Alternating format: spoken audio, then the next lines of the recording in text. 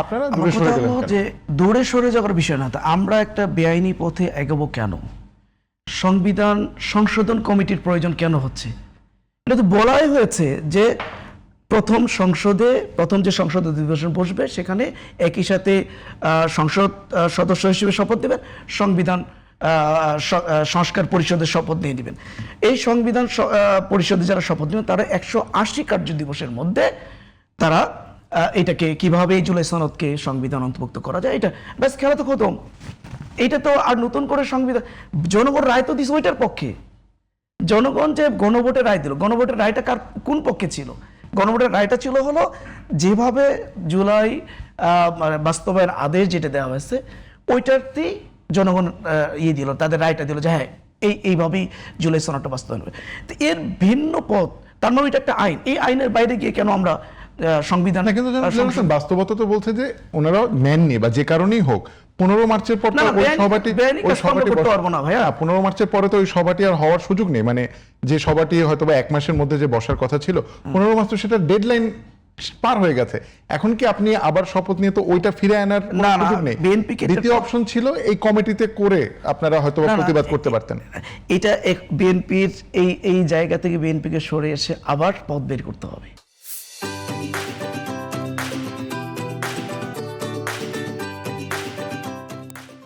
যেভাবে জুলাই সনদ আদেশ দেওয়া হয়েছিল ওইটার ভিত্তিতে কিভাবে জুলাই সনদকে বাস্তবায়ন করা যায় সেটার পথ খুঁজতে হবে। আদারওয়াইজ এটা ভিন্ন আবার শুরু থেকে, এটা না, শুরু থেকে বলতে এটা পথ বের করতে হবে। নতুন করে সংবিধান সংশোধনের প্রশ্ন না, সংবিধান সংস্কারের প্রশ্ন আসতে হবে। আমরা সংবিধানকে সংস্কার করতে চাই, সংশোধন না। সংশোধন একটা জিনিস, সংস্কার একটা জিনিস। এই সংস্কারের জন্য যে বিষয়গুলো একমত হয়েছিলাম আমরা, সেগুলো বাস্তবায়ন করার প্রশ্ন আসছে। এখানে তো আর ভিন্ন কোনো অপশন আসার কোনো সুযোগ নেই। আজকে কেন ওনারা এটাতে করছেন না? ওনাদের যুক্তিটা কি? ওনাদের যুক্তিটা হলো গণভোট সংবিধানের কথায় আছে, এটা অবৈধ। আর বাবা, গণভোটের প্রস্তাবক তো ওনারাই ছিলেন, ওনারাই তো গণভোটের প্রস্তাবনা দিয়ে এটা হয়েছে। আর যদি আপনার গণভোটকে অবৈধ বলেন তাহলে তো নির্বাচনটাই অবৈধ। কোন সংবিধানের বলে এই নির্বাচনটা হলো? কোন সংবিধানের বলে অন্তর্বর্তী সরকার গঠন হলো? কোন সংবিধান? কারণ অন্তর্বর্তীকালীন সরকার হওয়ার পরে যদি সংবিধান অনুযায়ী তাহলে তো 90 দিনের মধ্যে নির্বাচন হতে হবে। তো এতদিন পরে এসে নির্বাচন হলো, সেই নির্বাচনটা যদি বৈধ হয়, এরপরে হলো যদি এই অন্তর্বর্তীকালীন সরকারটা যদি বৈধ হয়ে থাকে তাহলে গণভোট বৈধ হবে না কেন? যেই আইনের মধ্য দিয়ে নির্বাচন হয়েছে, যে আইনের মধ্য দিয়ে, একই আইনের মধ্য দিয়ে গণভোট হয়েছে, তো একটা আমি মানতেছি, আরেকটা আমি মানতেছি না। এই যে দ্বিচারিতাটা, এটা তো হতে পারে না, এটা একটা রাষ্ট্র হতে পারে না।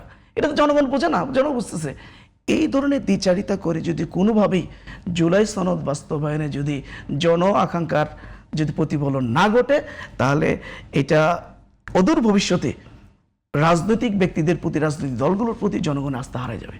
যে আমরা মতামত দিব এক পাশে, আমরা হয়তো আমাদের কাছে মতামত নেবে, আমরা মতামত দিলাম, বাট আমাদের মতামতকে তোয়াক্কা না করে তারা নিজেদের মতো করে রাষ্ট্র চালাবে। এই ধারণা কিন্তু জনগণের এমনিতে জানার জন্য, যে ধরেন একজন নাগরিক হিসেবে বা কেউ, ধরেন আপনারা ওই 5 জন গেলেন ওই কমিটিতে, মোট 17 জনের কমিটি হলো। সংবিধান সংস্কার পরিষদ সংবিধানে যা যা পরিবর্তন আনতো, এই সংবিধান সংশোধন কমিটি যদি একই পরিবর্তন আনে, যদি আপনারা দেখলেন যে না একই পরিবর্তন চলে এসছে, মানে তাহলে দুইটার মধ্যে পার্থক্য কোথায়? মানে আপনারা কি চান যে একটা প্রক্রিয়াগত জায়গাতেই এটা ঠিক থাকুক? না, প্রক্রিয়াগত জায়গাটা থেকে ঠিক থাকতে হবে। এটা বিকল্প ভিন্ন চিন্তা করলে হবে না। এবং 2 নম্বর হলো, ওনারা তো আগেই কিছু বিষয়ের উপরে দ্বিমত দিয়ে রাখছেন না, ওনারা 8টা বিষয়ের নোট অফ ডিসিশন দিয়ে রাখছেন যে ওগুলো বাদ দিয়ে।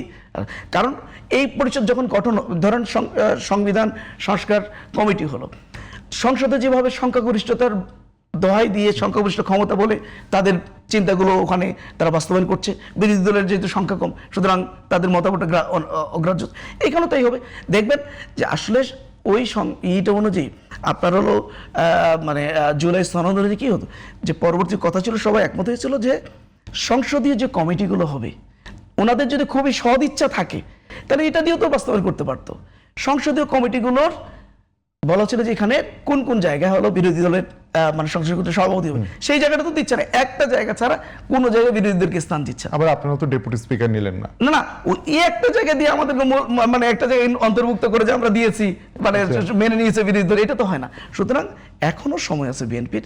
বিএনপি যদি মানে জনগণের কথা চিন্তা করে, রাষ্ট্রের কথা চিন্তা করে, আবার ঐক্যবদ্ধভাবে ফেসিবাদ বিরোধী সকল শক্তিগুলো ঐক্যবদ্ধভাবে দেশকে এগিয়ে নেওয়ার চিন্তা করে, তাহলে অবশ্যই বিরোধী দলের এই কথাগুলোকে আমলে নিয়ে এসে যেভাবে সংস্কার করার কথা সেভাবে আগে